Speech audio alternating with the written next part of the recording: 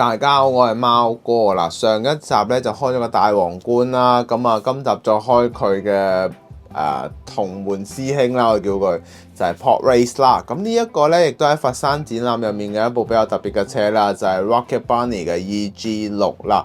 咁其實喺整體嘅外觀以及包圍方面咧，就會有好多唔同嘅細節啦。咁今集咧，我哋就會一齊開出嚟同大家做分享啦。咁記得喺影片開始之前咧 CLS 啦 ，and the English subtitle is now available. Please enable the English subtitle feature. Let's go!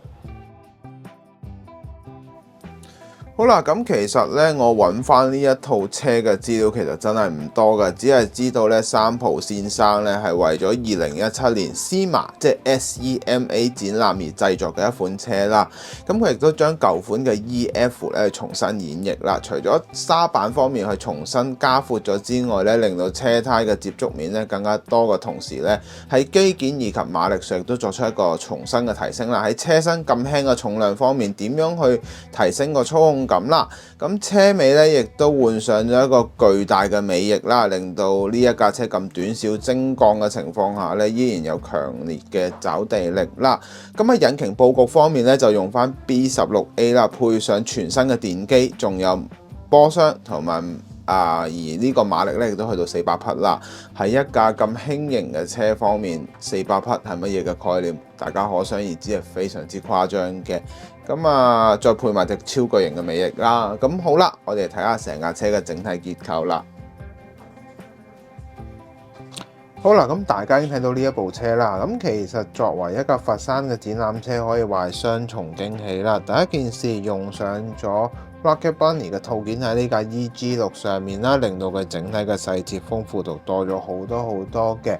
無論係沙板、泵把、尾泵把、尾翼嘅位置，都可以話見到好多誠意嘅位置啦。咁第二當然就係今次呢架車用上咗本田 fans 好中意嘅 JTCC Group A 嘅出光潤滑油嘅廠車啦。咁呢個拉花啦，咁呢架車亦都係全二印同埋推低喐嘅。咁由內到外咧都可以睇到佢哋對於呢一部車入面嘅一啲誠意啦，包括上色結構部分咧都可以話相當之唔錯嘅。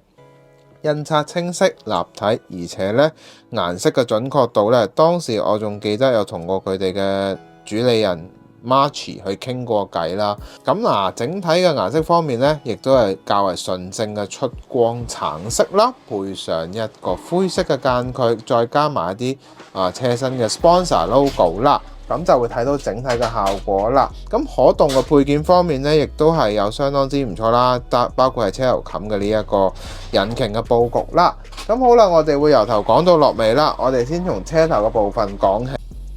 好啦，我哋先從車頭嘅部分講起先啦。咁其實整體車頭嘅部分呢，由於用上咗 Rocket Bunny 嘅套件啦，咁其實呢一份前產咧超巨大，令到整體嘅車身亦都增添咗長度，加咗唔少啦。厚薄度嚟講適中嘅，尤其風刀嘅斜角位置咧可以做得非常之靚啦，膠水積接近係冇乜噶啦，非常之有驚喜嘅。第二點，水箱嘅結構方面啦，咁咧就會用上咗一個支撐架喺裏邊內鑿式嘅，用緊支撐架嘅，咁咧大家可以見到嘅支撐架嘅部分咧亦都出色啦，唔會話覺得咦好似非常之粗嘅，比起以前咧更加之精細咗嘅。咁第二點啦，當然係車頭燈嘅組件啦。車頭燈嘅組件咧係又用上咗一個滾邊嘅設計啦，有還原到 EG6 嘅呢一個頭燈嘅結構啦，可以睇到裏邊一啲細節嘅位置啦。咁打開引擎之後咧，就可以見到呢一副 B16A 嘅引擎啦，上面嘅頂巴啦又做到分開顏色啦，以及可以睇到紅頭機器大家本田 fans 最中意嘅位置啦，仲有嗰抽我叫佢做豬腸嘅物體啦，咁可以見到所有嘅位置咧，應該要有個細節全部包晒俾你嘅。咁當合翻埋個蓋之後咧，就會見到我哋招牌嘅出光潤滑油嘅 logo 啦，喺呢一度啦，非常之靚嘅。咁呢架亦都係100號嘅車啦。好啦，嚟到車側嘅部分啦。第一點當然我哋睇下側面玻璃嘅結構方面咧，其實整體嘅側面咧用上咗一體式嘅設計啦，喺處理呢一個側側邊嘅呢個 B 柱位嘅位置啦，非常之細薄啦。咁呢一度咧上色亦都均勻嘅，最重要咩啊？邊緣位置又做到膠邊嘅設計，即係滾邊啦。咁呢啲位置咧有用心嘅，咁透過一個咁大面積嘅玻璃咧，可以好輕鬆咁見到裏邊咧係一個滅火筒之餘咧，仲有一個車架嘅結構啦，咁形成成個整體效果咧豐富嘅。咁另外啦，喺整體嘅車側嘅車型方面咧，大家會見到其實基於用上咗加闊版嘅效果之後咧，可以睇到個車頭嘅部分同車尾咧加長咗唔少啦。而今次會場車嘅最大分別咧就係個尾翼嘅結構啦，會有少少唔同嘅。呢個就還原原裝嘅Rocket Bunny 嘅呢一個效果啦。咁就係睇到呢一咁樣嘅設計啦。咁印刷方面就唔需要多講噶啦，每一個字清晰立體高清嘅。值得留意嘅，最後喺一個我哋叫做後沙板嘅結構啦。咁其實咧 Rocket Bunny 最特別嘅地方就喺入油蓋嘅部分咧，亦即係呢一邊嘅入油蓋位置啦。咁就較為做得好靚嘅，佢嗰個因為佢始終用一體式鑄鐵嘅效果啦，咁咧唔會話有任何嘅分開件嘅情況啦。咁就算印得咁密密麻麻咧，喺啲位置咧依然有做翻每一粒窩釘嘅細節之餘咧，邊緣嘅位置亦都有做到收尾嘅。非常非常之唔錯啦。咁我自己咁睇啦，突出嘅沙板部分咧唔會話夾硬要做到佢撐大，好似吹脹咗嘅感覺啦。咁呢度咧係完全冇嘅，亦都係同架車咧有一種我哋叫一體成型嘅感覺啦。咁大致係咁啦。咁我哋去睇下車尾嘅部分啦。好啦，嚟到車尾嘅結構啦。咁其實整體車尾咧一嚟到當然係俾呢個超巨型嘅尾翼所吸引住啦。咁其實咧呢一個尾翼我哋睇翻真車圖片咧，當然啦啲支架位係細好多嘅。咁但係又咁講喎，如果我做咗咁細咁大份咧，應該好容易斷㗎，因為始終咧呢一份嘢。你諗下，成個車尾都佔咗一半以上嘅，咁佢個重量感要營造嗰個質感咧係唔容易嘅。咁同埋呢，有陣時候我哋成日都講話你做到咁薄咧，你反而令到成個感覺會有一種單薄感咯。可能呢一度咧 PortRace 又做到一個我哋叫做着力地去思考啦，咁精簡咗啲位置嘅，咁所以又取捨啦。咁但係取捨得嚟咧，後面嘅印刷咧依然係細節銳利之餘咧，車尾燈嘅結構咧同樣有做翻唔同嘅分開顏色嘅，包括橙色、銀色以及一個大紅色啦。咁另外今次我覺得最可惜嘅部分係咩咧？就係死氣喉嘅部分啦。但係都睇得出咧，佢死氣喉咧係一體成型啊，依然都係同個車身一連埋一齊啦。咁如果呢一個位置咧換翻金屬喉嘴咧，咁成件事咧就真係加咗好多分㗎啦。咁車側兩邊嘅側鏡部分咧，亦都用上咗類似子彈鏡嘅效果啦。支撐架嘅部分亦都銳利嘅，亦都非常之靚嘅一款車啦。咁大家會問我，喂，你哋想追？我梗係建議睇價錢做人啦。價錢 OK 咪追會場版咯，價錢唔 OK 咪追翻普通版本咯。好啦，我哋睇下車內籠嘅結構。內籠嘅結構部分啦，咁其實呢一架車咧都幾聰明嘅。PortRace 個位置咧，為咗令到嗰個安裝方面咧較為輕鬆啦，咁所以選擇咗咁樣嘅安裝方法，我都覺得佢相當好嘅。同埋咧，對於我哋咧做開箱都幾友好啦。嗱，首先第一點啦，整體嘅分件顏色方面咧係用上咗一個我哋叫，因為正如賽車啦，咁其實可以睇到咧底架嘅部分咧非常之銳利嘅，每一條坑紋咧唔係嗰啲好模糊嘅線條嚟嘅，全部都精細嘅。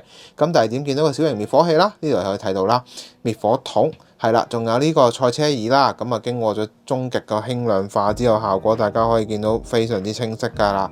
波棍、handbrake 同埋後面嘅防滾架部分啦，俾大家睇睇啦，一啲都唔求其喎，比起以前咧。呢啲支架嘅部分咧，更加之精密咗好多㗎，我自己覺得值得一讚㗎。呢啲咧係佢哋喺一啲用心嘅位，亦都睇得出佢哋喺一啲細節方面不斷咁提升啦。喺可購買指數之前咧，再俾咗一個驚喜大家啦。咁今次咧就同場加映咗呢一部 Stacia 啦。咁其實亦都作為咧今次喺佛山展覽入面咧另一部真車啦。咁可以睇到咧，其實呢一個係 Simon Gara 所設計嘅一款車嚟嘅，非常之靚仔啦。呢部車我哋再拎出嚟同大家整體講下，因為咧細節方面咧，大家睇翻右上角咧嘅資訊欄咧就會睇到啦。咁啊，係啦，咁我哋拎出嚟略略講下啦，順便都好啦。咁今次咧佛山嘅另一款車咧，其實就係 Stacia 啦。咁係由 Simon Gara 去做一個設計啦。咁其實咧整體嘅車身方面佈局咧就用上咗經典嘅德臣 BRE 嘅類似嘅設計款式啦。咁啊，顏色方面會向佢有一個致敬嘅配色啦，藍、紅、白，非常之醒神嘅，成個感覺好靚仔啦。配上呢一隻有 offset 嘅鈴啦，成個整感覺咧更加之有型啦。咁車身上面咧，其實佈滿咗好多細節啦。咁啊，印刷嚟講係即係佔咗成架車嘅重點之一啦。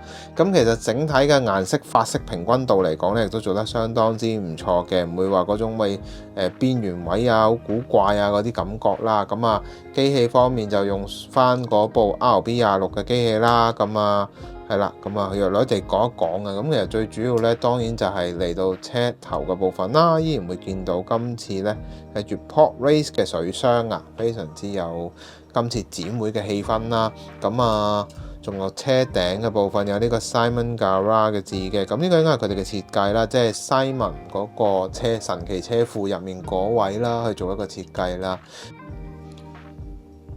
好啦，嚟到今集嘅可購買指數啦。作為佛山嘅一套兩架特別版本嘅車啦，咁今次可購買指數咧，我會俾佢9.2分啦。咁作為一部好特別嘅展會車啦，個中亦都係睇到佢哋喺拉花以及一啲細節方面嘅混合而形成出嚟一架咁夢幻般嘅 EG6啦。仲有靠個 BRE 類似嘅拉花去形成咗 Stacia， 亦都令我哋睇到，咦？遲啲呢部車，我覺得好大機會係即係會有人再去模仿嘅對象嚟嘅，可能甚至放喺 GTR 或者唔知點樣放喺邊度啦。咁啊有機會啦。咁啊當時我冇機會行去即係會場行下，咁啊而家叫做都近距離望下呢部車啊，係嘛？咁啊成個感覺就會有啲唔同啦。咁大致係咁啦，我哋去做總結啦。好啦，咁大家已經睇晒成條片啦，咁唔知大家對於呢部車嘅諗法係乜嘢呢？嗱，眼利啲嘅朋友仔咧，其實有見到呢一部車喺一個即係普通商品嘅個預訂啦。咁其實同呢一架佛山展覽嘅版本咧係有少許嘅唔同嘅。咁唔知大家點睇啦？咁我自己覺得對於呢部車嘅評價都非常之高嘅。咁期望佢一路可以 keep 住個質素啦。咁帶俾更加多我哋嘅朋友仔嘅視覺同埋收藏家嘅一個諗法啦。咁係啦。咁如果你覺得呢條影片好嘅話咧，希望你可以俾個 like 個啦。最緊要俾留言話俾我知你嘅諗法。Facebook 同 Instagram 麻煩你都可以幫我 like 一 like， 幫我推一推啦。咁仲有訂閱我嘅頻道啦。咁我哋下集見啦，拜拜。